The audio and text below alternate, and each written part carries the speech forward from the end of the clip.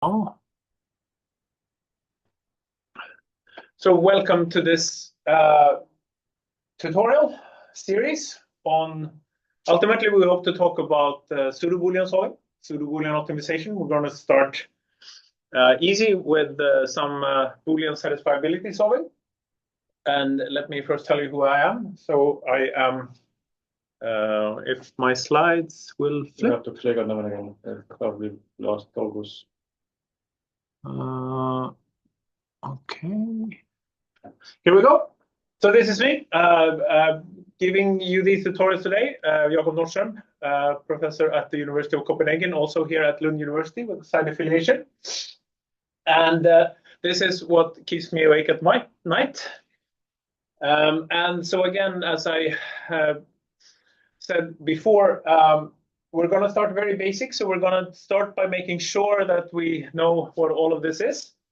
So if you're already fully parsing this, the first maybe 10, 15, 20 minutes might be a little bit boring, but we'll get more technical in a bit. By the way, anyone recognizes what this is? So what is it? Right. It's the pigeonhole principle. So we'll talk a bit about the pigeonhole principle. But let's take a step back and think about why we care about these things. And it's early in the morning, so let's warm up. Let's talk about something other than the pigeonhole principle and propositional logic. Let's look at graphs. And suppose we have a graph that looks something like this, and you have a limited number of color crayons, and you want to color all the vertices so that if there's an edge between two vertices, you want them to have distinct colors. And of course, you want to minimize the number of colored crayons. And the question is, can we do this with 3 colors only? And you look at it for a bit and you realize that, yes, for instance, like this, you can do it.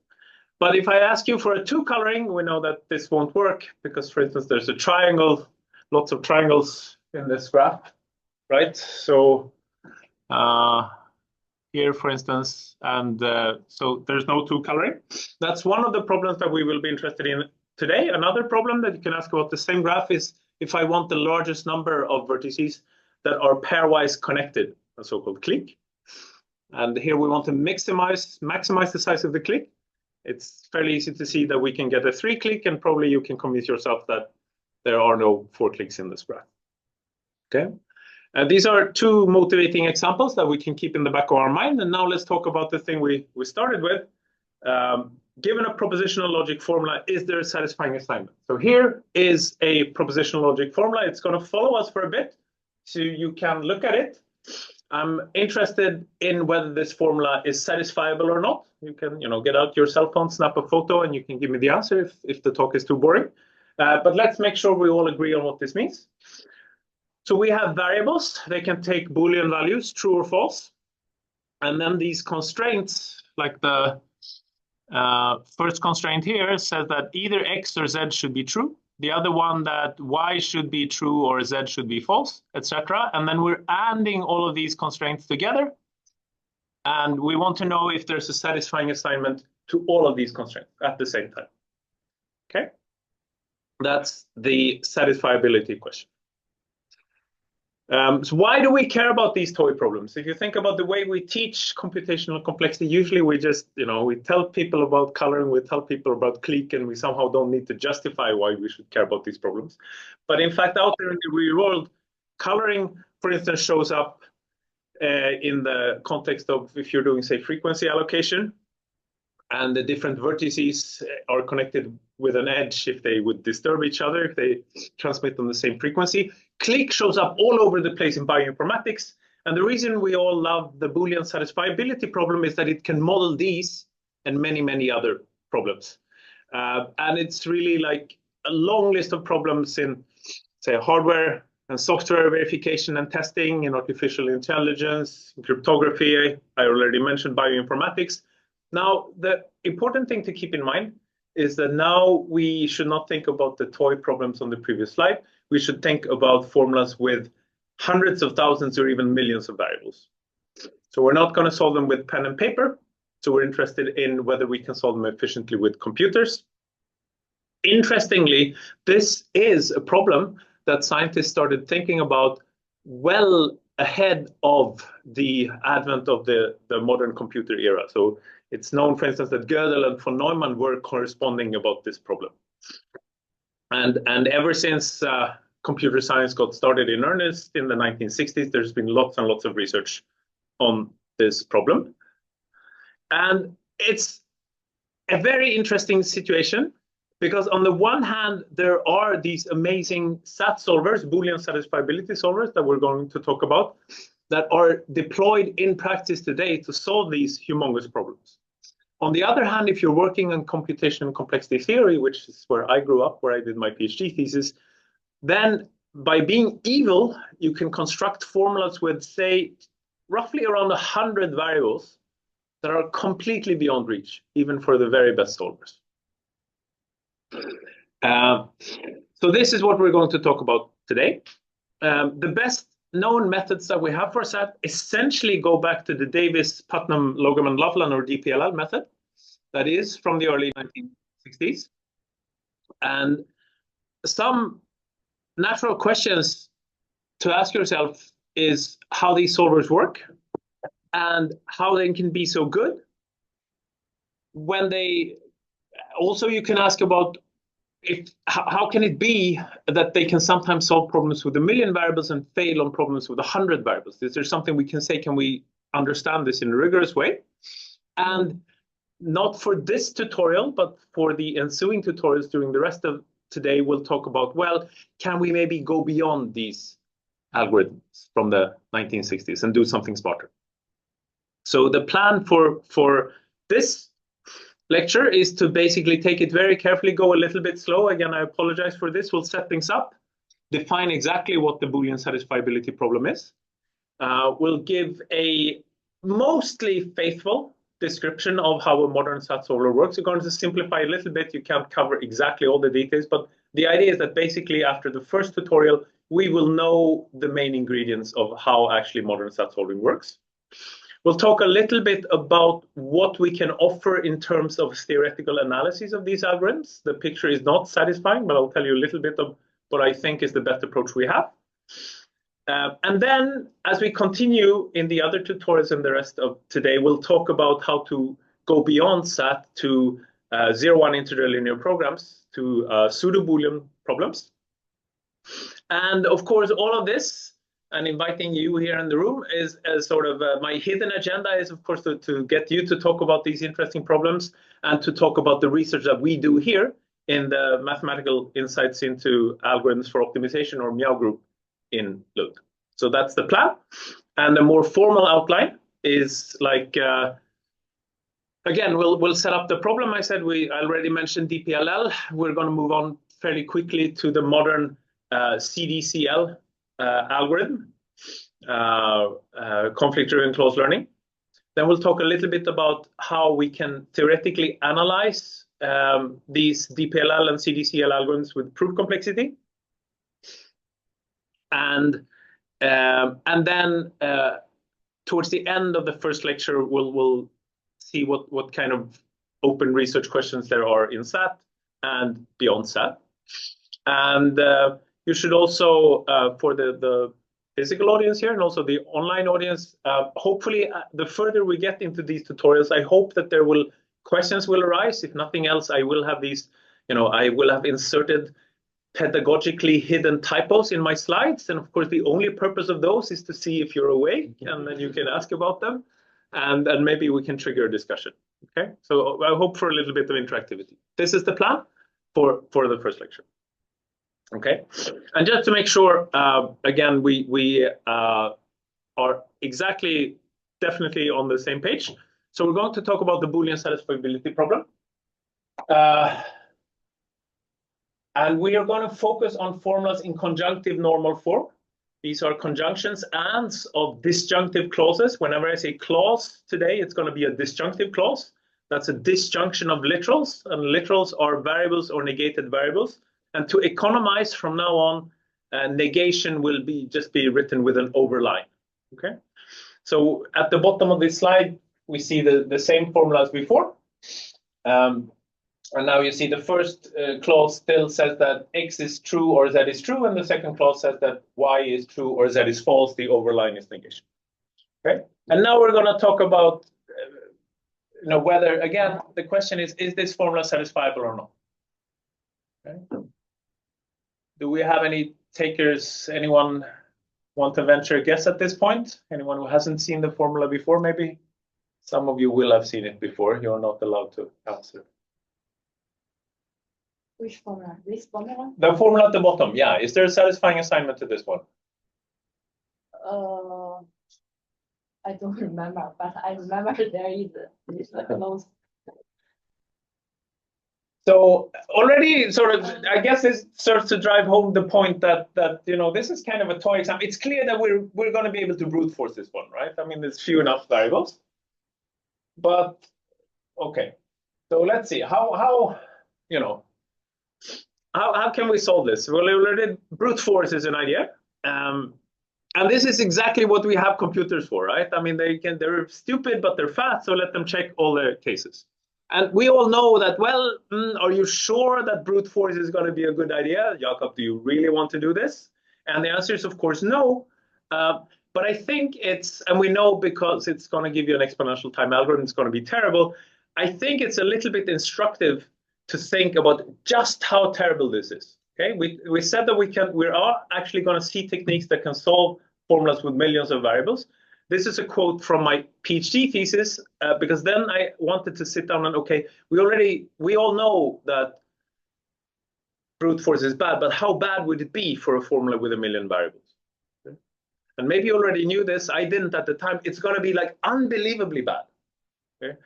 You do this mental exercise. You imagine like every atom in the known universe. I don't remember. I think it's like 10 to the 80 maybe atoms, something like this. Imagine every such atom is like a modern supercomputer. And they've been cracking away at your favorite CNF formula with 1 million variables since the dawn of time. Okay, what is it? Like 13 billion years ago. And they haven't even they haven't covered a fraction of the cases so far. So for the kind of formulas we're talking about, brute force is just completely impossible. Okay. The next observation, and I'm restating something that we kind of know, but it's interesting to note that solving a Boolean formula, figuring out whether this is satisfying assignment might be really, really hard. But if I just tell you, by the way, if we go back to this formula we had, what about all true? I think it's setting all variables to true. I think that's going to be okay. And you can all immediately see that no. Here's the final clause is falsified by this, right? Because it wants some literal false. So if I give you a proposed solution, you can very easily check whether this is a good solution or not. So this looks like a problem that is hard to solve, maybe, but easy to check if someone proposes a solution to you. And it's also important, and this is, of course, as we all know, this is essentially what I'm talking about is the definition of the complexity class NP. It's important to remember that we rarely see things beyond NP, that this property of being hard to solve but easy to verify is not at all it's not at all a given. Like not all problems have this property. For instance, if I give you some kind of chessboard and say that, well, I don't know, white has a winning position in 3 moves. Like, would there be a, concise, or okay, in 3 moves, sure to be, then there would be a concise witness. But if I just say that this is a winning position for white, like how in general would you check this? But SAT is an NP complete problem. It's a problem in NP, so it is possible to check solutions easily. And the reason we care about SAT is because it's an NP complete problem, as shown by Cook and Levin in the early 70s. So what this means, means 2 things. The way we use NP completeness in complexity theory is that we show that other problems are hard, right? We believe that SAT is hard, and so if some other problem is NP complete, we could use an algorithm for that problem to solve SAT, hence this other problem is hard. The most important use of NP completeness is probably not what computational complexity theorists do. It's exactly the opposite.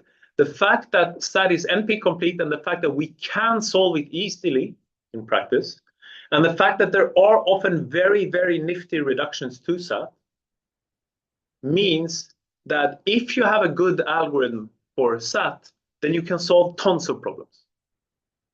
Okay, so this is the positive side of NP completeness. So are there such algorithms? I already told you that there are. In practice, in theory, you can ask, can you give me an algorithm with guaranteed efficient performance in the worst case? We don't know whether this is the case. This is one of the famous Millennium Prize problems that would make you $1 million richer if you could solve them. This is something not only that computer scientists care about, but it's considered as one of the main problems in modern mathematics.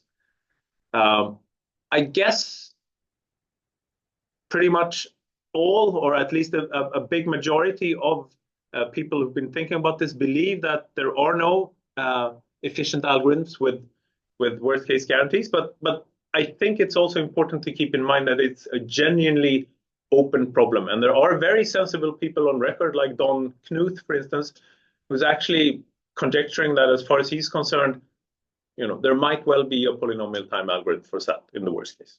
So it's really open. Okay, so now we're sort of through with the shall we say, introductory philosophizing. Now let's focus on, complexity theory aside, we want to solve this problem. We want to, in particular, since you didn't tell me about our example formula, whether it was satisfying or not, I want to figure out the answer to this. So how did people start solving SAT in the 1960s? Well, they used the DPLL method, the Davis, Putnam, Logeman, and Loveland method. And in fact, I would argue that this is essentially the algorithm that we still use today, though with many important optimizations, as we shall see. So what's a vanilla description of DPLL? Well, it's a recursive algorithm. So the base case is basically, well, if somehow your formula contains a disjunction without any literals, then that disjunction cannot be true. So then the formula is false. You report unsatisfiable. And we'll return to this one as a conflict. Also, if somehow in our recursive call, we discover that all the clauses have disappeared, we have an empty formula, then all clauses in it are satisfied. So then we report satisfiable. These are the two base cases for us. Otherwise, what we do in some clever way, we pick a variable. We try to set this variable to 0 or false. So again, throughout this talk, since I'm a computer scientist, true and 1 are going to be synonyms. 0 and false are going to be synonyms. So I start by setting x to false, x to 0. I simplify the formula and make a recursive call. And then I'll do the same. I repeat, I set x to true, simplify the formula. I'll tell you in a minute what I mean about this, and make a recursive call. If in one of these recursive calls I find a satisfying assignment, obviously the formula is satisfiable. Otherwise, I report unsatisfiable. Okay, so now, moment of truth. Here's our formula. Let's run a very stupid DPLL algorithm on this. And I'm going to visualize this algorithm execution, for reasons that we will see shortly, as a search tree. So I'm picking my variables in the nodes and then exploring values on the edges. And then when I hit a conflict in a leaf, I'll show which clause was violated. And what I mean by simplifying a formula is if by setting a variable to true or false, a clause is satisfied, then I can just mentally remove that clause because it's satisfied. I don't need to worry about it. Otherwise, if a variable falsifies a liter in a clause, I remove it because that variable can now no longer help satisfy that clause, right? So let's go. Let me start by branching on x. I'm going to set it to false. So we see that x disappears from clause number 1, clause number 3, clause number 6, and clause number 8. Now not x are in green. We don't need to worry about these clauses any longer. Since none of my base cases apply, I branch on y maybe. And then you see that now y disappears from the second clause. The clauses number 3 and 4 are now satisfied by not y. But still, none of our base cases apply. And now I decide to branch on z. And now we see that if I set z to false, that falsifies x or z. So that's a conflict. So now I've figured out that the all false assignment doesn't work because it violates the first clause. So then what I do is I backtrack. I try the other value for z. I try to set it to true instead, but that fails because setting y to false and z to true violates the clause y or not z. Okay. So now I've tried both values of z. So z wasn't the problem. That's not where the mistake is. I must have made a mistake for y. Okay, so I tried to set y to true instead, and then I maybe branch on u, but setting y to true and u to false. And since I had x to false from before, that violates x or not y or u. So again, I backtrack, try the other value for u, but that violates the clause not y or not u. So now I've tried both values for y.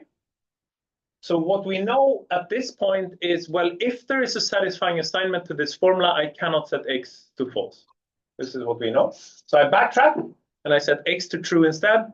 But as by now, maybe you can guess, now if I branch on u and set it to false and v and set it to false, I again hit the conflict. I try to flip v, I hit another conflict.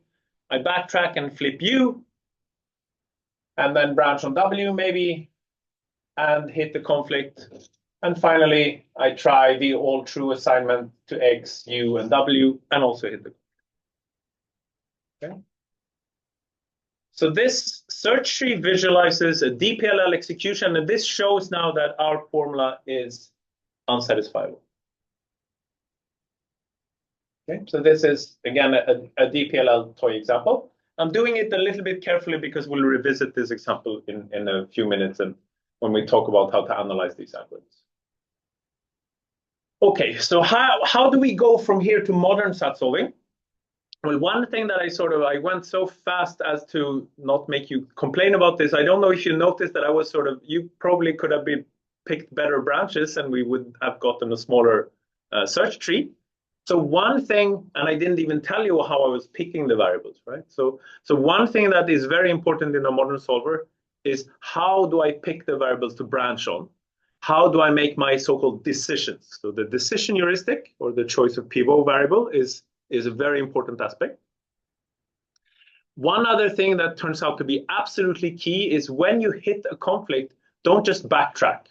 Try to compute what went wrong, try to extract sort of an explanation for why I hit the conflict, store it so as to avoid making the same mistake later on. This is known as clause learning, and this will spend quite some time talking about this. Then every once in a while, we should just restart from the beginning. So basically, we're somewhere in the middle of the search tree. We just throw away all of the search tree, but we keep these explanations that we have computed. We won't talk much about restarts. In practice, they're super important. And then one thing that we won't talk about at all, but is also super important, is pre-processing. And these are some kind of magic techniques, rewriting the formula before we even start the algorithm. But in some sense, they're orthogonal to one way of viewing pre-processing is maybe that I think it's fair to say that pre-processing techniques are mostly trying to deal with maybe problems that are encoded in not such a great way. And then you have sort of all kinds of heuristics to try to rewrite your CNF formula into some kind of nicer formula, whatever that means. And our focus in this tutorial and the following tutorials today are going to be on assuming that we have a great encoding, like what is the basic algorithm we would use to decide satisfiability. Okay, so let's talk a little bit about some of these ingredients. So this is like SAT solving 101, if you wish. So one important thing that I didn't do, but that any sensible SAT solving algorithm would do, is unit propagation. So what is this? Well, suppose I have an assignment row. So again, in these lectures, row, whenever you see it, is typically a partial truth value assignment.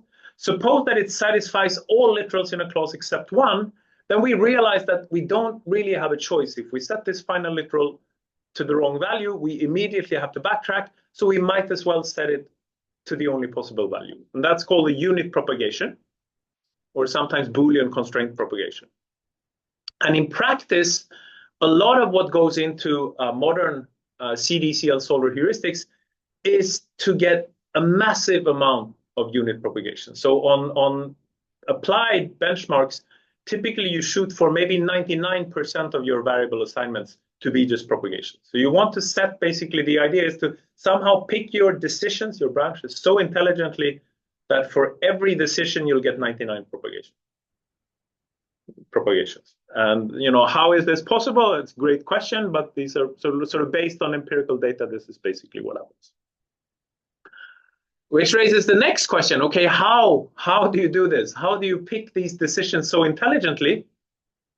And the amazing answer is there is no time for intelligence, really. You just do this extremely quickly. So, and we'll see, we'll talk about this later on, because this is an interesting design decision. Maybe if decisions are so important, surely SAT solvers should spend time on them. But SAT solving philosophy, somehow, that's not where we're going to spend our time. So what a SAT solver does, typically, if it uses this popular variable state independent decaying sum heuristic that nobody would ever say, they just say, oh, we use VSITs, and everybody knows, VSITs. So this is basically the following. Anytime you hit the conflict and you analyze what went wrong, a number of variables are going to be involved in this analysis. And they all get a brownie point because they contributed to a conflict. And that was interesting. Okay. But then at every conflict, you also, so every variable has a score, how many brownie points it has had so far. But then after every conflict, you also multiply all scores with some factor kappa strictly less than 1, think 0.95, 0.8, to sort of get an exponential decay. Okay?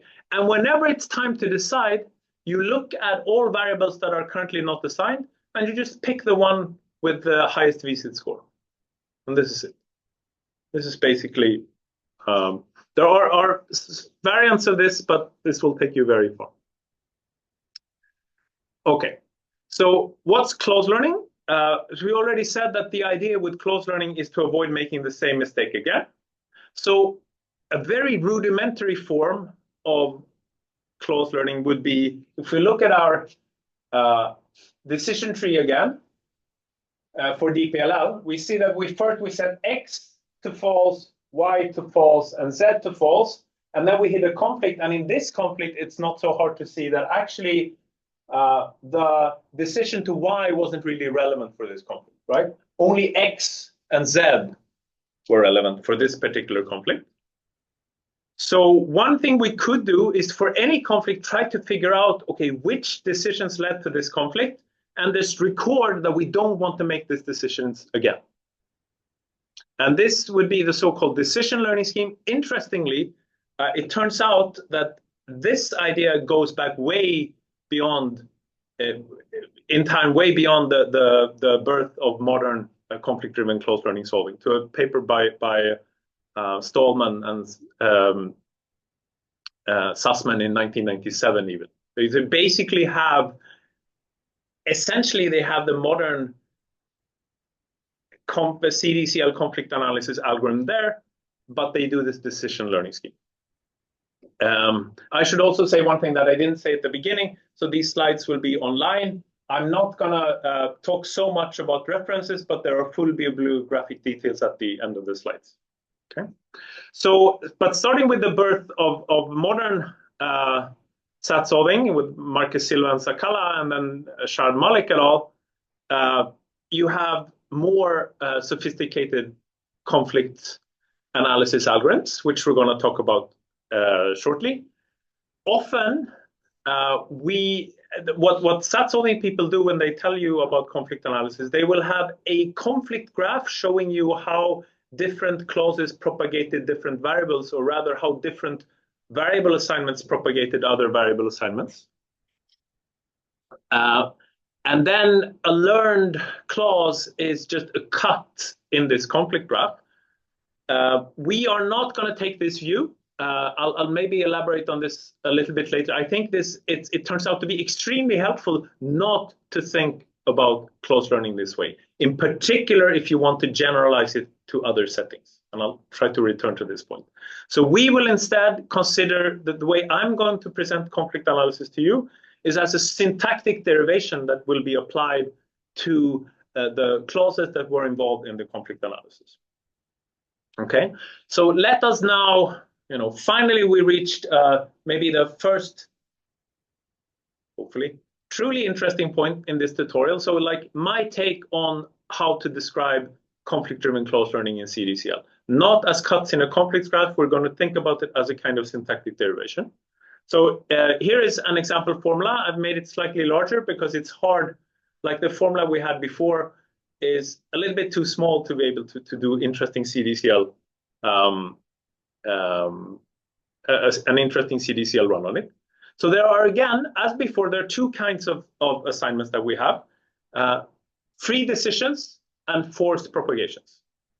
Okay, and whenever we have a unit propagation, we want to propagate, but look at the formula in the beginning. There are the only way we could propagate at the beginning if there was a clause with only one literal, a so-called unit clause. Since we have no unit clauses, we have to decide. How are we going to decide? Well, we're going to follow sort of the setup in the well-known MiniSAT solver that has been very influential in SAT solving. We're just going to set the variables in order, in increasing order. So now I have alphabets, so alphabetic variable names. I'm going to start with P.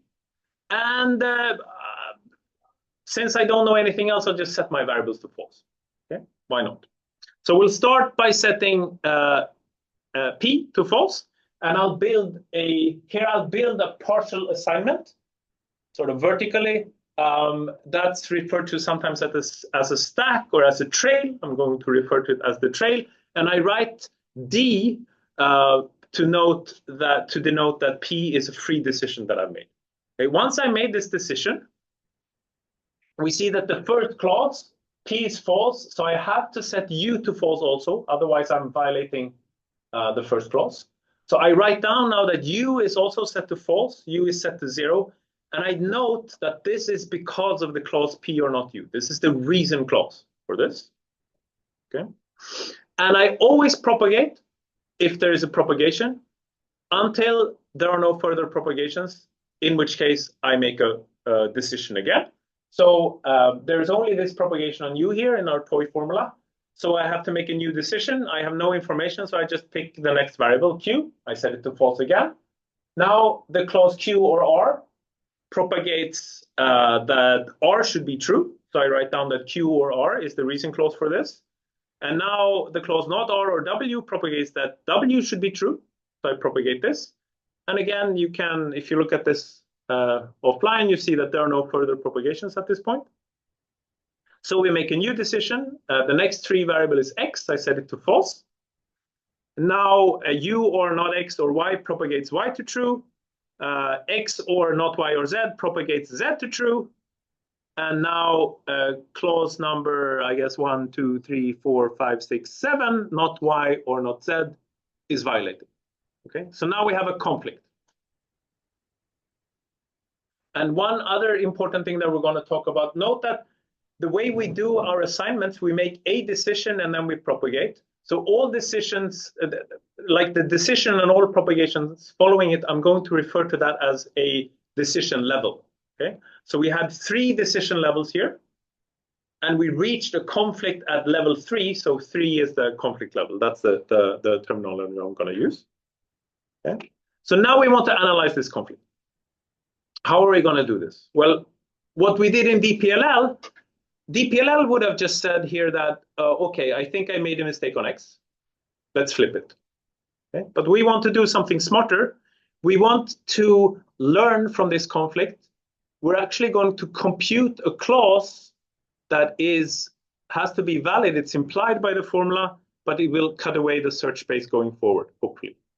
And we're going to do this by starting to look at just a case analysis over the last two clauses, over the propagated variable z.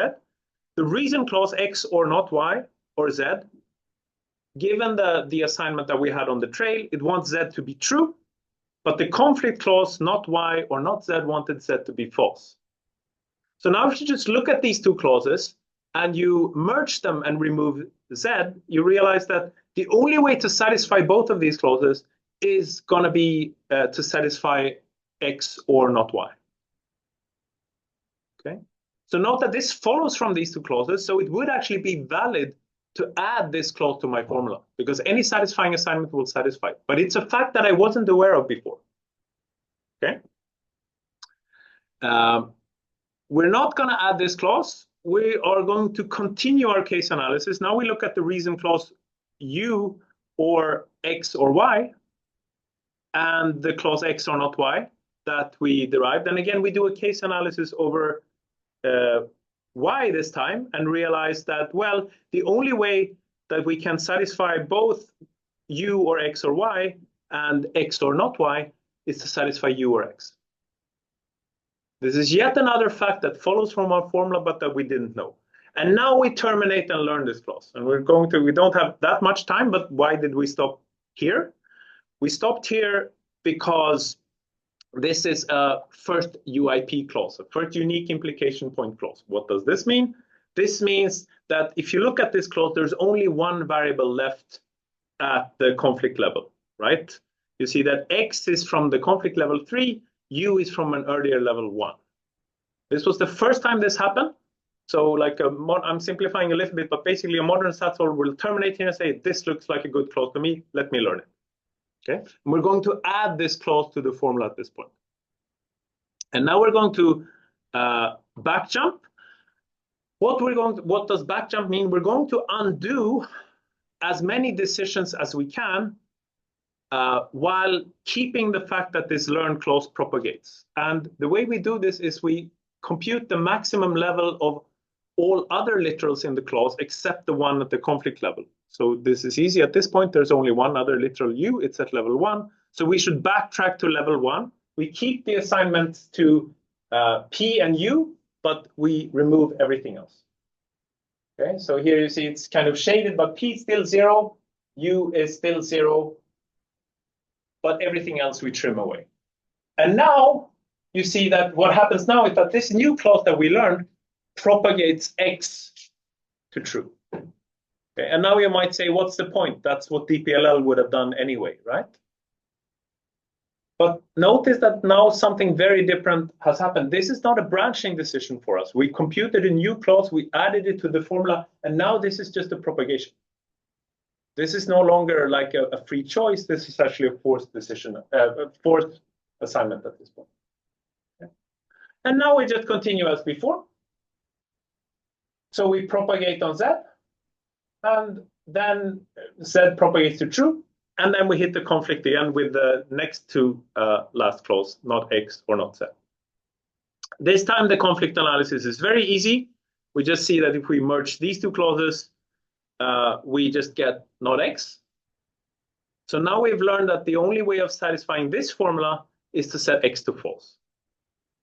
And note that now we want to take the max level of all other clauses except all other variables except the one at the conflict level, but there is no other variable because this is a unit clause. So now we will backtrack, we'll back jump all the way to the top. We remove all decisions and start with a clean trail, at which point this new unit clause that we learned propagates x to false.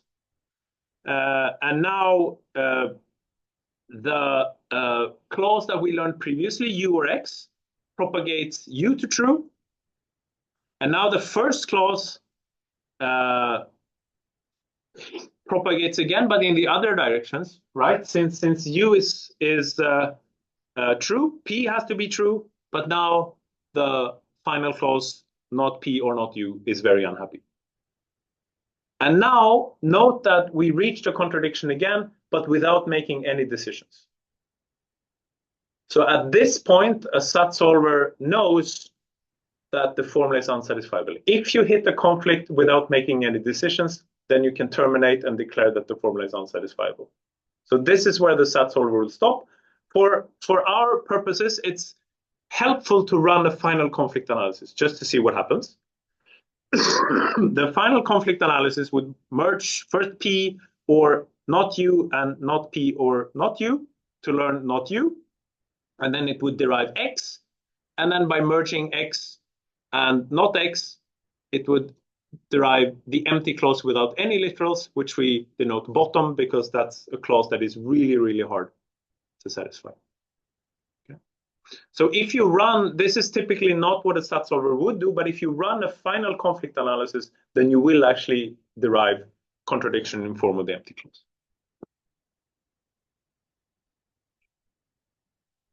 Are we all happy up to this point? Because this is like, basically our focus now is going to be looking at this type of algorithm, trying to understand it, generalize it to different settings, and see if we can use it also for other types of problems. Okay. Before we do that, let's try to talk about some other things. So we won't cover so much in these lectures, but it's going to be very important in practice. The fact that you learn clauses means that every time you have a conflict, and you have like thousands of conflicts per second, you learn a new clause. That means that when a SAT solver has been running for a few minutes, it has generated thousands of clauses. At some point, that's going to slow you down, because note that what we did, we said that 99% of all assignments are going to be propagations, and how quickly can we detect these propagations? Well, it's going to scale with the number of clauses that we have. So if you have too many clauses, then propagation is going to slow you down. So therefore, modern solvers will erase clauses very, very aggressively. Okay. And this is from a theory point of view, this is not well understood, and it's very interesting, because we know from theory and also from practical experiments, if you choose evil kind of formulas, that sometimes if you erase too aggressively, that could throw away clauses that actually would have been very, very useful to have. So it seems here that there is a potential trade-off between getting your propagation, your search speed, to be as fast as possible, and improving your search quality in terms of keeping around clauses that are useful. And interestingly, my take on this is that this is a trade-off that in SAT solving we essentially don't explore. Okay, somehow the philosophy is that we're just going to optimize for speed and trust that this is okay. But hopefully we don't throw away bad clauses. So again, you can cook up, if you know what you're doing, if you're coming from computation and complexity theory, you can cook up CNF formulas where this is a truly, truly terrible idea. But somehow maybe these formulas don't appear in practice. Or maybe they do, and maybe these are some of the formulas that we perform so badly on, and we don't understand why. Like I don't know if anyone has really looked into this. And also, this picture is not so simple, because I mean, sometimes it can also be, I guess, another reason other than sort of improving the efficiency of unit propagation is that it turns out that also, I mean, if you learn too many clauses, not all of them are important, then they can sort of intuitively confuse your solver and maybe mess up your conflict analysis a bit. So there are actually, when we ran some theoretical experiments and tried to analyze what was going on, we could also see that actually sometimes getting rid of clauses is not only does it improve speed, but you can actually see that you get more efficient search by somehow getting junk out of the way. But I want to stress that this is like how to deal with your database of learned clauses, and which clauses to keep, which clauses to throw away. There's very, very little understanding of this. This is basically just black magic. Very successful black magic, but we really don't understand. Okay, and I'm probably going to forget this, so let me say this now. Also, when we are going to generalize this to, I mean, there is at least black magic, right? I mean, maybe no scientific understanding, but we do have good heuristics for SAT solvers.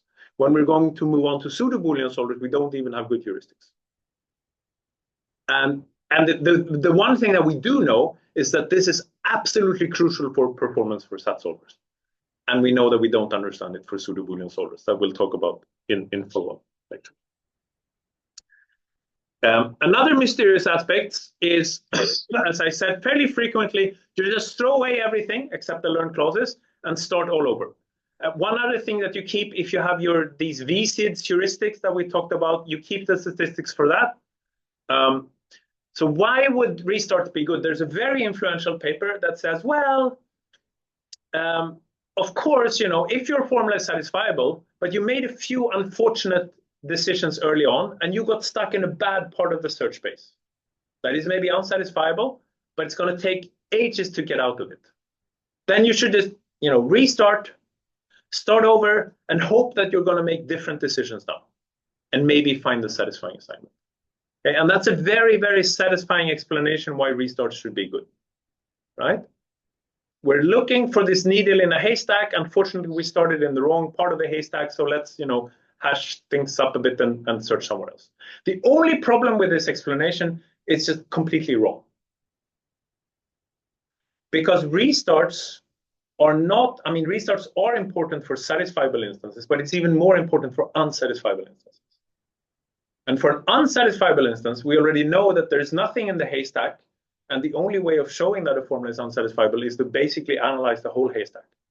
So, and even more sort of more intriguingly, the way modern heuristics work is if you went into the wrong part of the haystack and had a lot of conflicts there, then those are the variables that will have high VSID score after a restart.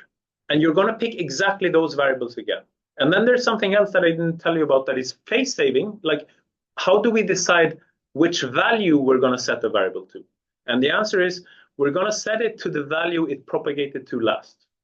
And what this boils down to is that after a restart, you're somewhere in your search tree, and then you clean the whole trail, and then immediately you try to go where you just were. So modern restarts are doing exactly the opposite of trying to go somewhere else. And yet, in practice, this is a super important heuristic. So why is this? One intuition is that this is important because maybe you made a lot of decisions that turned out not to be relevant, and those will have low VSID scores. So when you do a restart and reassign, you're sort of going to get rid of the assignments that were not so important for you. So you're going to get a more compact trail, and maybe that's going to improve the conflict analysis.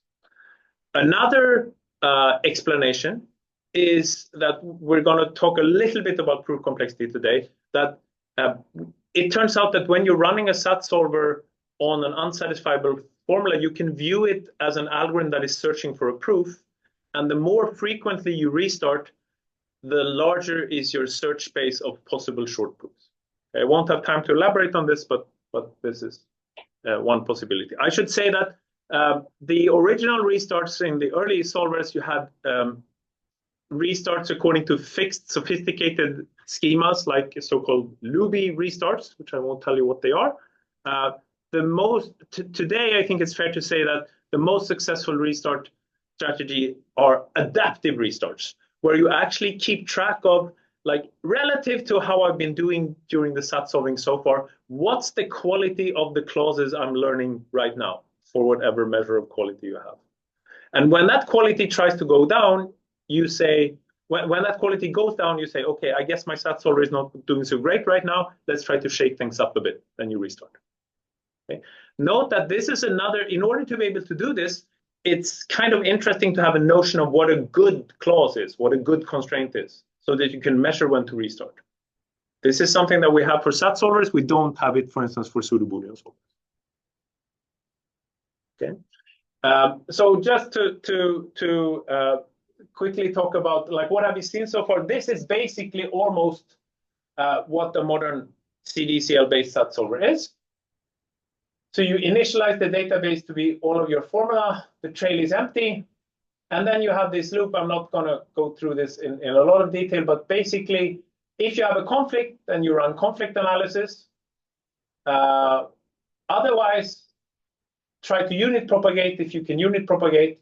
If you don't have a conflict, if you can't unit propagate, then you check, is it time to restart? If so, you just clean the whole trail. Otherwise, is it time to get rid of some clauses from my database? Then you run clause database reduction, basically erasing half of the clauses, the worst half of the clauses. Otherwise, and this is kind of interesting, you see that, okay, otherwise it's time to make a decision. At that point, you check, well, can I make a decision? If you cannot make a decision because you're out of variables, at that point you realize, oops, I guess I satisfied the formula. Okay. You don't check for this all the time because that would take a lot of time. So the way a SAT solver realizes that the formula is satisfiable, it runs out of variables to decide, but it doesn't have a conflict. That has to be a satisfying assignment. And then you use the decision learning scheme. Okay, so these are, again, there are other things. There's no pre-processing in here, for instance, but this is sort of what the CDCL algorithm is. And from now on, we're going to focus on this learning and back jumping thing. We're not going to talk about closed database reduction. We're not going to talk about restarts. We're not going to talk about decision heuristics. We're going to focus on conflict analysis because that is the most important aspect of modern SAT solving, and that is what we want to export to other paradigms. Questions so far, or are we happy at this point? Mostly happy? And okay, and here also, because we're going to, so this means that this conflict analysis algorithm is what we're looking at. This is what we want to generalize to other settings. So let's just, we did this toy example. What did conflict analysis look like? Well, we violated a clause, the conflict clause, and we initialized the learn clause to be the conflict clause, but that's not such a great clause to learn because we knew it already. So while this clause is not a unique implication point clause, why it has more than one variable from the last decision level, we look at the latest literal that is assigned on the trail. If this is a propagation, and if it occurs negated in the constraint on the conflict side, means the conflict side constraint was not happy with this propagation, then we take the reason and we merge the learn clause and the reason clause, or that's called a resolution step, as we'll see shortly. And I remove this literal from the trail. Note that it could be that often it might be that the literal does not appear in the conflict side clause that we're learning. If so, we just remove it, and this if statement doesn't trigger. So we just do this conflict analysis until this mysterious UIP clause condition triggers. Okay, and then we return the learn clause. This is what we're going to focus on for not all of, but most of the rest of today, and think about how to do this in others. Okay, so again, what did we say so far? Important ingredients for SAT solvers: decisions, propagations, conflict analysis, restarts, getting rid of clauses in the database, pre-processing that I'm not telling you about at all. We talked a little bit about how to take these ingredients and cook a good SAT solver out of it. What's a good recipe? Another thing that is interesting to understand, can we somehow say something more scientific about what, when, and why different recipes work? And the answer is we don't really have a good understanding of this. So this is an area of active research, but it's, and quite a few people are looking into it. The Meow group is certainly, this is one of the things we do. So it turns out that these problems are hard. Like SAT solvers perform really, really well. We don't have a good understanding of why. So this would be really, really nice to understand better. How would we even make such an analysis? So even with the description I gave you now, it's clear that there are a lot of different heuristics, and And it is hard to mathematically analyze all of these different heuristics, say VSIDs, for instance. So what we're going to do, I think that the best approach we have so far for analyzing SAT solver performance is to focus on, let's ignore the heuristics and just think about the basic reasoning method. And if you looked at what I did in conflict analysis, turns out that we actually used the resolution proof system. What is this? The resolution proof system starts with the clauses of a CNF formula, and then it uses the resolution rule, which I referred to as merging before. It says the following, basically, that if I have a clause C1 or not X, and another clause C2 or not X, then from these two clauses, I can derive C1 or C2.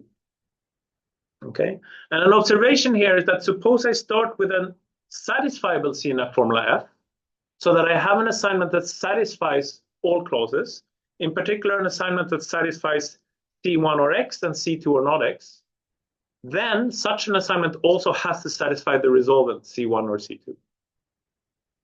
Okay? But what this means is that if I want to prove that F is unsatisfiable, I can do a proof by contradiction. I start with the clauses in the formula. Iteratively, I apply the resolution rule over and over again and generate new clauses until I generate something that is obviously contradictory, like a unit clause X and another unit clause not X, or that if I merge them with the resolution step, in fact, I can generate the empty clause. Okay? So this is what a resolution proof is, or a resolution refutation. And now the point is, if you look at our DPLL execution from before, I claim this is a resolution proof in this case. And this is a basic fact, but it's maybe a little bit instructive to see it. And basically what you do is you look at all these branches, and here we branched over Z, and we got a conflict. So this means that we can actually resolve X or Z and Y or not Z and derive X or Y. Okay, and similarly for the when we branched on U, we can resolve these two clauses and derive X or not Y by just applying the resolution rule to the two conflicts. And we can keep doing this. And now if we have X or Y and X or not Y, by resolving them, we get X. Here we get not X. And if we resolve these two, we have contradiction. Okay? So a DPLL execution actually turns into a resolution proof of unsatisfiability, a resolution refutation. Okay, and this I did a proof by picture only. I'm cheating you a little bit. The proof is not quite this simple, but this is essentially the idea how you can extract the resolution proof from a DPLL execution. Again, the proof is slightly more complicated, but not too bad. And as you see that since the search tree was, well, a tree, right, then the proof, if you view it as a DAG, here it is also going to be tree-like. So a DPLL execution will give me a resolution proof, the DAG structure of which is a tree. Okay, and what this means is that if I can somehow prove for a certain CNF formula that the smallest resolution refutation that has the shape of a tree has size such and such, then this gives me a lower bound on the running time for any DPLL algorithm, because whatever, like implicitly or explicitly, a DPLL algorithm has to generate such a proof. It has to generate such a tree. Now, conflict-driven closed learning, it's no longer true that you, it's still true that you can extract the resolution proof. It won't necessarily be tree-like. It might be a general DAG. Again, we don't have time for proofs, but let's just look at, here is our execution that we did before somewhat carefully. And now here are our conflict analysis. Let's just look at those and remove the rest. And those were actually, if you realize now, you look at them, the way I describe them, they're actually just small resolution derivations.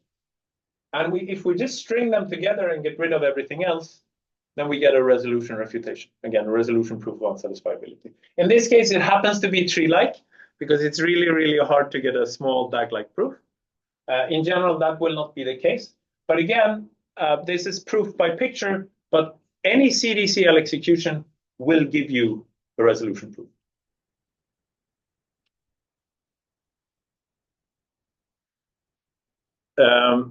I'm cheating you on the details, but basically, if you just sit down and work out what we've done so far, then you will be able to write down a formal proof of this. And the point is that this extraction, we didn't even talk about what different heuristics you did. It's not important what decision heuristic you used. It's not important, I don't know, how you cleaned your database.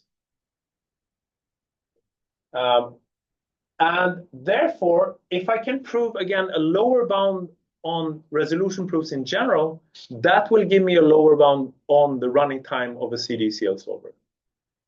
Because implicitly or explicitly, what a CDCL solver does has to be sufficient to generate a resolution proof.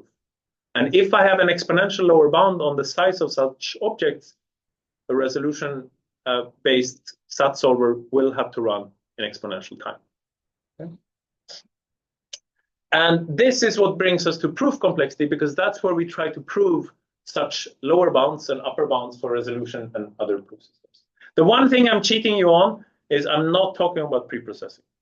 This is an important omission. It's no longer true if you use like the most sophisticated preprocessing techniques. It's not true any longer that you can extract resolution proofs. So preprocessing techniques, in theory, go way beyond what resolution can do. Okay.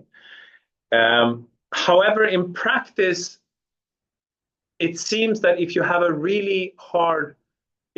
formula that is really hard for resolution, then it seems fair to say that most of the time the preprocessing techniques used in practice will not be able to rewrite the formula in such a way as to eliminate this hardness.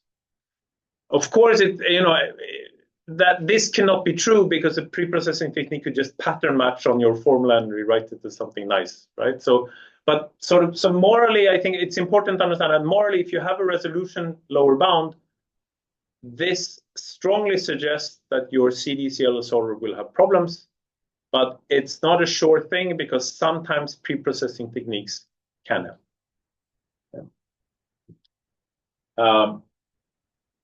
So again, the state of the art is that SAT solvers based on conflict-driven close learning work really well in practice. We don't have a good understanding of this. We can see that they generate resolution proofs.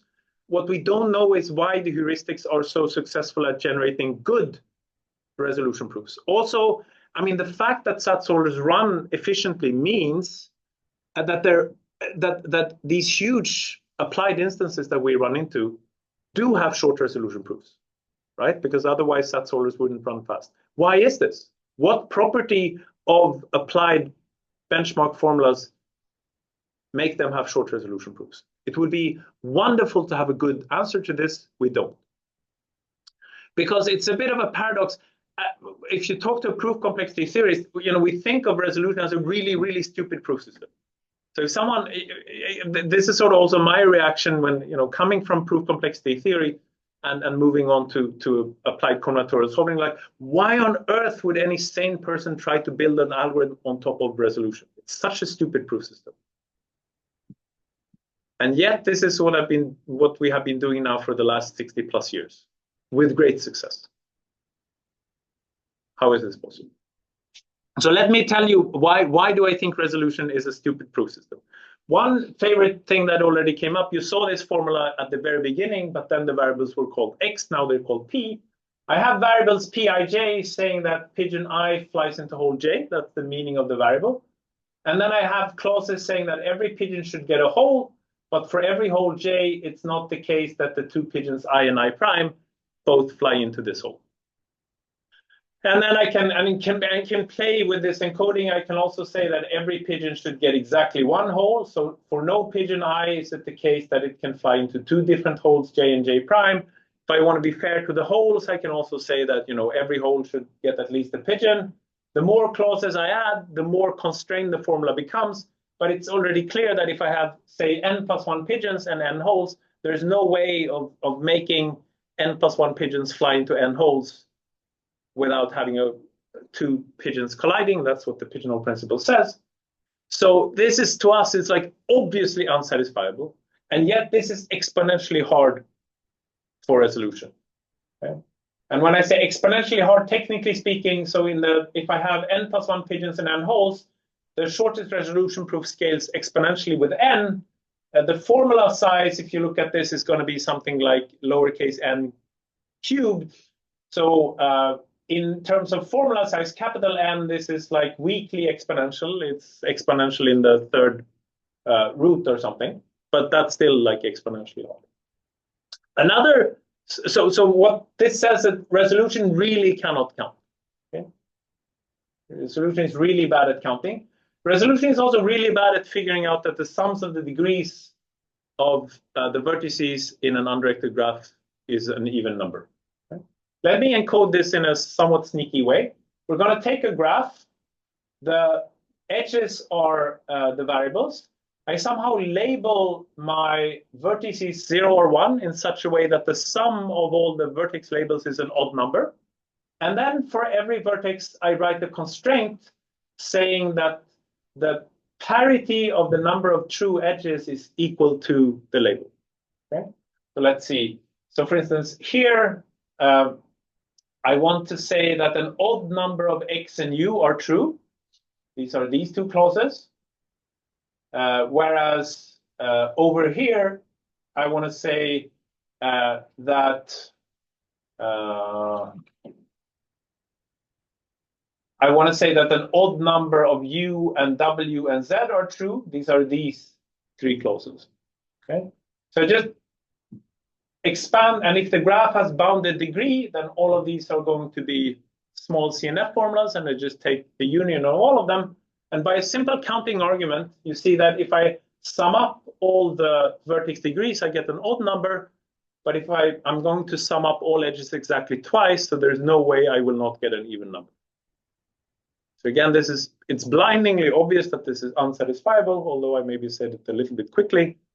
But if I pick a graph that is well connected, for instance, a random regular graph works fine, then this is known to be exponentially hard. Now it's actually going to be truly exponentially hard measured in the formula size, not cube root of n, but actually like capital N. So not only is it the case that resolution cannot count, it also cannot count mod 2. Okay. Randomly sampled CNF formulas is another example. If I take n variables and I sample 4.5 times n 3 clauses at random, for instance, that's going to be with very high probability an unsatisfiable formula. We know that this is exponentially hard for resolution to prove. Coloring, clique, vertex cover, when you encode them into CNF, they're exponentially hard, except that for clique, there are some really interesting problems that we haven't quite figured out that I don't have time to tell you about. But look at the paper. And a lot of other formulas that are exponentially hard. And if you, together with a colleague, Sam Bass, we wrote a chapter in the second edition of the Handbook of Satisfiability, which fleshes out some of these things. So we really have lots and lots of lower bounds on resolution. Okay. So how is it then the case if we, like, for most interesting problems that we care about, there are exponential lower bounds for resolution. So how can then resolution-based SAT solvers be so good?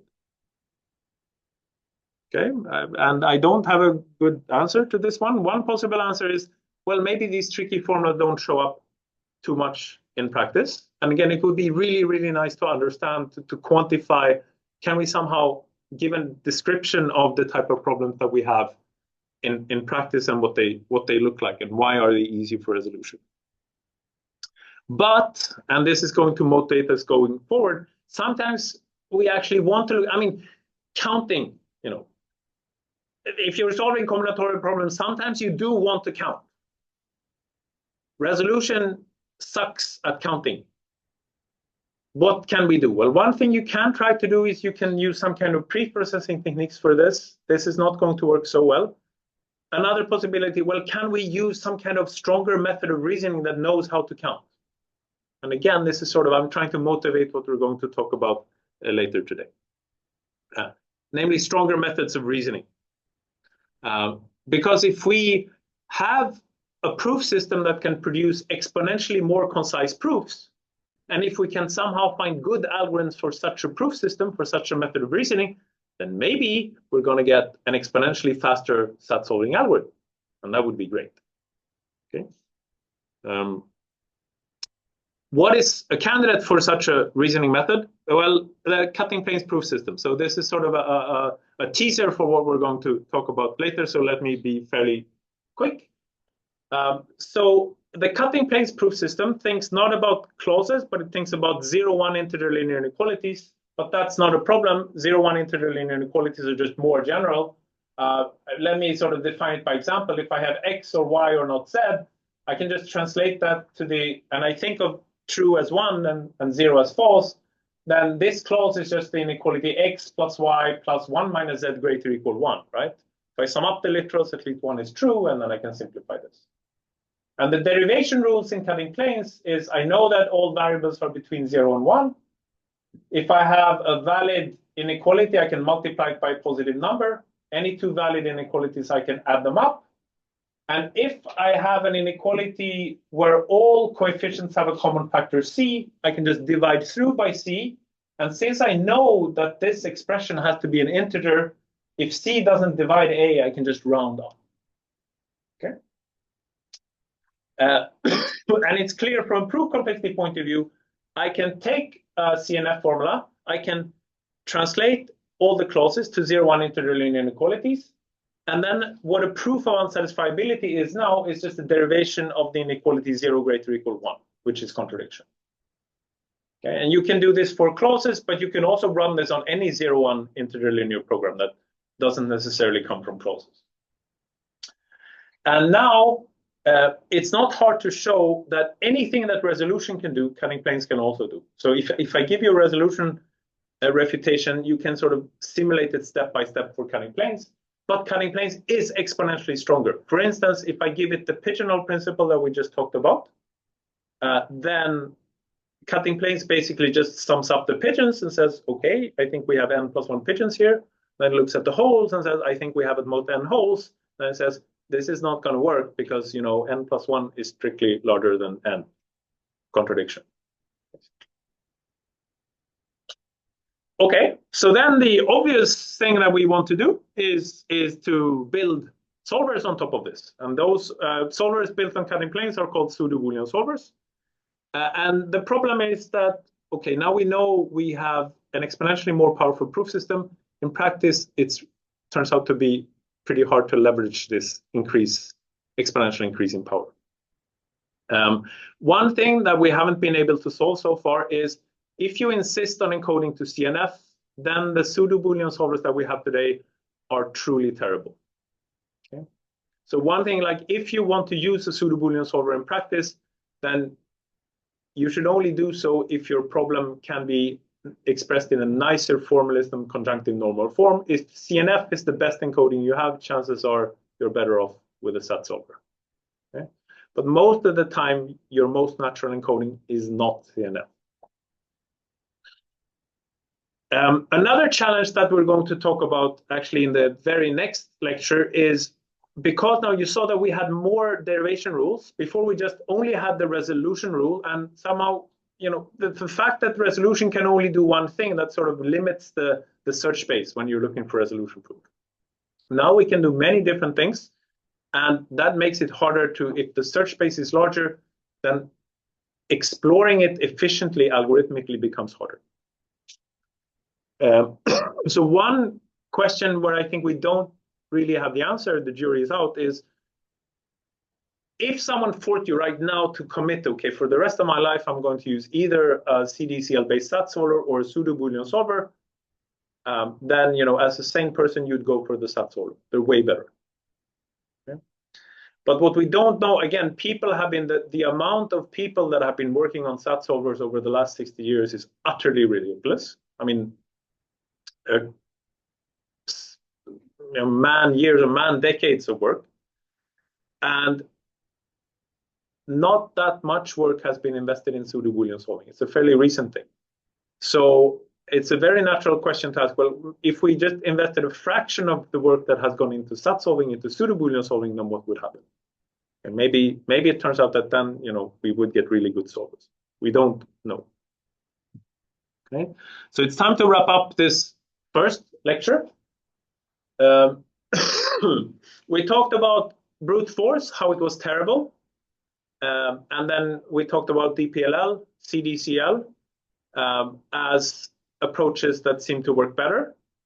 At the end of the day, if I want an algorithm that is guaranteed to solve SAT, is there a smarter way than brute force?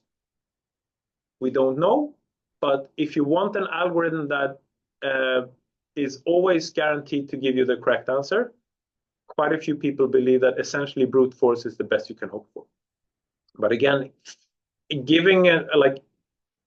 proving that this is the case means solving one of these Millennium Prize problems. So in theory, we believe that essentially brute force is the best you can do for SAT. In practice, that's very clearly not the case. Again, problems with millions of variables are being solved efficiently every day. And the most amazing thing is that this stupid resolution proof system is the basis for this. So I would say that these are, again, it's important to understand that, I believe these algorithms are extremely clever. There are lots and lots of very, very interesting heuristics, but the underlying reasoning method is fairly simple. And it would be great to understand why this is the case, because on the theory side, we strongly suggest that this should be an exponentially hard problem. On the practice side, we're solving it in linear time. So just a few final slides about, I said I was going to talk a little bit about the group. What do we do? Well, one thing we do is we try to work on proof complexity, and we work on proof systems that correspond to popular algorithmic paradigms in practice. And if we study such proof systems and prove upper and lower bounds of their reasoning power, this tells us something about, gives us scientific insights into algorithm performance. Again, as we already saw, if I can tell you something about resolution, if I give a really strong lower bound, that tells you that SAT solvers will struggle. On the other hand, if I give you problems with short proofs, that tells you that potentially SAT solvers could work well. Okay. Then we try to use these insights to build stronger algorithms, in particular using stronger proof systems than resolution as a foundation for combinatorial algorithms. And what we're going to talk about today is in particular trying to use the cutting planes proof system to build so-called pseudo-Boolean solvers. One thing that we've tried to do, but is really hard, is to understand, to do computational complexity not in a worst case setting, but in a real case setting. To understand, can we say something theoretically about why solvers work well in practice? When they don't, what's the problem? Because often it's obviously if there's an exponential lower bound, yes, then you understand why your solver is running slowly. But often there might be more complicated reasons. We do know of problems, CNF formulas that do have really, really short proofs, but where SAT solvers are not able to find these short proofs. Why is this?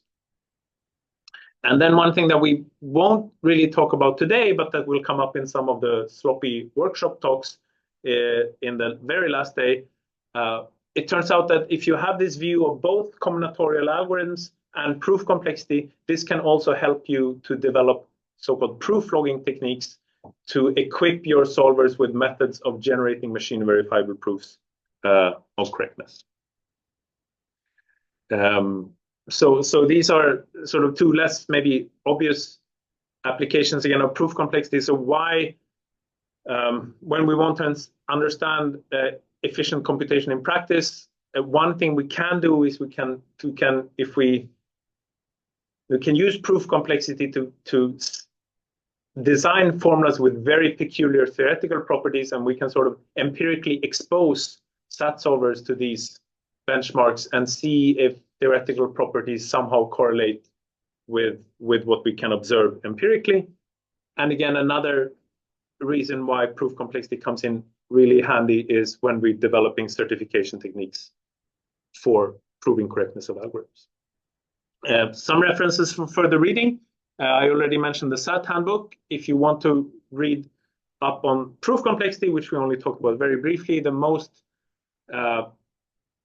recent reference is probably Jan Krajicik's proof complexity book.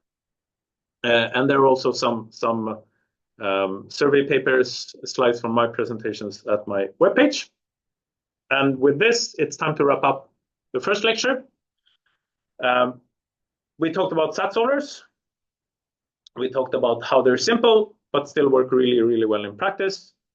I want to stress, because this is something that I really would like to see change, SAT solving is more of an art than science, in the sense that we have approaches that work really, really well in practice.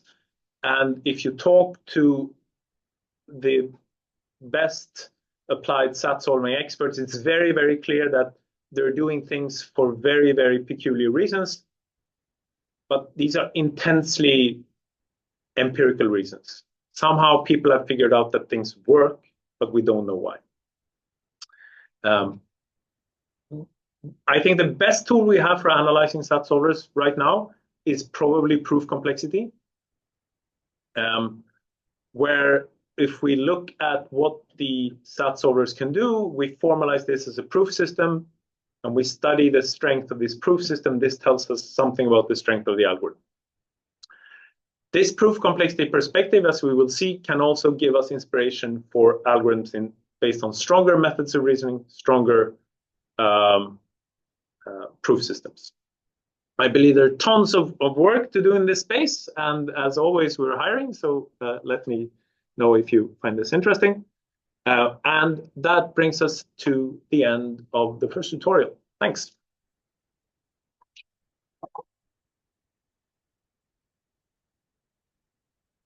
And it's time for a break, but before we take a break, any questions, any comments at this point? Now we're basically going to move on from SAT solving. This is not the main topic for today, but any questions, comments, objections, additions?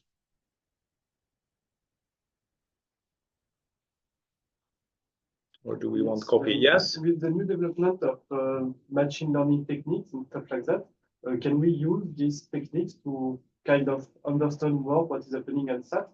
So is a way to find better heuristics using this machine learning, or to understand, okay, this kind of... This is an excellent question. Can we use machine learning?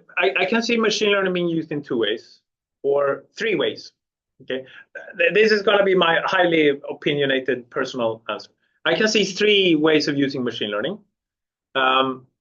The first way is to just build a neural network where basically you feed it a SAT formula and the neural network gives you the answer. That's like approach 1. There are tons of papers on this. If you're like a SAT solving person serving on AI committees, these are typically the papers you get. Very sadly, again, my highly opinionated personal opinion, they tend to be junk. Because some in the audience are nodding vigorously. The problem is that they typically evaluate, they say, oh, we have an amazing neural network. We built it, it beats state of the art. And you say, oh, interesting. What are your benchmarks? Random 3CNF formulas over 50 variables. It's like a completely uninteresting setting. And it's so simple that, yeah. So that's, it's not obvious. And so, okay, and why is it the case maybe that machine learning would not be good to solve SAT? I think one problem is that machine learning algorithms are by definition robust, right? If you have image recognition, you have your cat image, you change a single pixel, it should still be a cat. Okay, but if you take our CNF formulas, you switch a single negation that changes the answer completely. So SAT is like a very, very brittle problem. So that's sort of one reason why machine learning is maybe not a good approach. Another thing that you can do, well, all of these magic heuristics that you have, could we somehow maybe use machine learning to say, to suggest, like, instead of VSIDs, you can have a machine learning algorithm to say, I think you should decide on X now, set it to false. I think you should decide on Y now, set it to true. This seems to me to be really make a lot of sense. I think I'm not aware of, if you look at the best solvers in the SAT competitions, I don't see any one of them really using this. I mean, you could view VSIDs, for instance, I guess, as being some kind of, is that machine learning? Depends on your definition of machine learning. But I guess it's not like, it's not using neural networks. So, but I do believe that there should be room for good work here. I haven't seen it happen in the sense that that it would like really impact results in the SAT competition, say. Another thing that you can use machine learning for is if you have a lot of different SAT solving algorithms, you could have some kind of classifier that says, oh, for this type of problem, I believe you should run SAT solver 53 or 42, because it sort of should be a good fit for this. There is some work on this, on portfolio solvers. I think this has been somewhat successful. I don't know, though, if a portfolio solver would win the SAT competition or not. Again, it doesn't seem to be like, it's a little bit of a, I think they're right now forbidden in the SAT competition for more maybe political reasons. But so there's something like, to use machine learning to build good portfolio solvers is, I think, promising, but you still need these good solvers in your portfolio, and you can't use machine learning to develop those. The final thing you could use machine learning for is to maybe collect lots and lots of data of SAT solver execution, and for instance, look at what clauses seem to be useful. And then when you throw away a clause, don't use the heuristics we have today, but when it's time for clause database reduction, run an ML algorithm that gives you a score, and according to that score, keep the best clauses and throw away the worst ones. There's one paper I'm aware of that does this by Mate Soos and Kuldemil, and I think there are more authors on this, the crystal ball paper. It's an interesting paper. Ultimately, I don't think they got it to work that well, but I think this could quite potentially be made to work well. Yes. Okay. Anything else, or should we take a coffee break? Yes. Maybe just for like practical SAT instances, because you say SAT solvers are very efficient on practical problems, but do practical SAT problems do not contain like subformulas of like pigeonhole kind of like formulas? Because in operations research you have it like all the time, right? So you have like at most 1, at most k, something like this. So at most 1, at most k, they do show up. They are a problem. And I would argue that some of the pre-processing techniques are trying to deal with this. I think there's also maybe a problem with selection bias, in the sense that, well, if you have a problem where this is really, really important, chances are you may be moved away from SAT because SAT solvers weren't working so well for you. This is a little bit speculative, but because I think there are, I mean, yeah, if you have those kind of combinatorial problems, you definitely want to count, I think. If you're doing a cryptanalysis, for instance, then you would definitely want to be able to reason with parities, the kind of sating formulas I told you about. And SAT solvers are not very good at that either. And so the natural encodings normally that you use in SAT or in CNF, like. Yeah, but the problem is not the encoding, but more like I guess the reasoning method, right? You could put, well, maybe CNF as the encoding is also a problem, but I think it's definitely the case that I think there's a little bit of a feedback loop and a selection bias, in the sense that a problem with developing new techniques for SAT is that, well, if you don't have any benchmarks for it in the SAT competition, then doing an amazing algorithm for whatever.